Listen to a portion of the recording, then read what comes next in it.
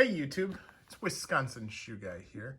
Wanted to take a moment and talk a little bit about polishing grain leather. I've got three different kinds of grain here, and your traditional pebble grain, where I've put a layer of darker wax on the toe. Your hatched grain from Horween, where I've got a little layer of a mirror on the toe, not a high mirror, but a light mirror, and then a light mirror on some Utah calf, which is there. What I did with these, and I'll post a picture of a time lapse that I did on the Utah calf. But what I do in order to be able to achieve this shine is I make sure that I use a thicker amount of wax on my rag, and then I rub that wax just into the toe area here, okay?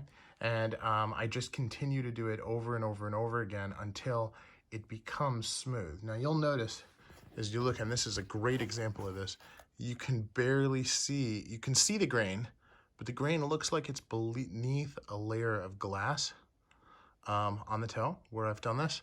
And that's because I spent enough time putting enough layers of wax that I actually start polishing above the grain. So obviously the grain is thicker. It's got a lot of depth to it, which is great, and part of what makes it look so great.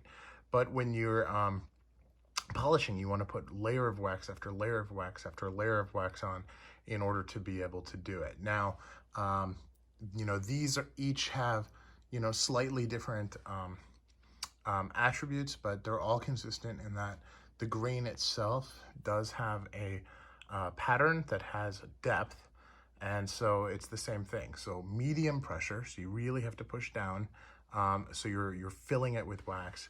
You use a lot of wax on the first couple layers, and then you start doing really light touches, and then layer after layer after layer until you're able to build up that shine.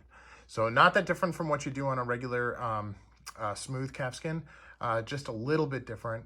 And you know, I try to keep the forward of the split toes, so forward of the apron here, so that it's consistent with how you do it. So three different examples of three different types of grain calf. Hope you found that helpful. This is Wisconsin Shoe Guy, and I'm out.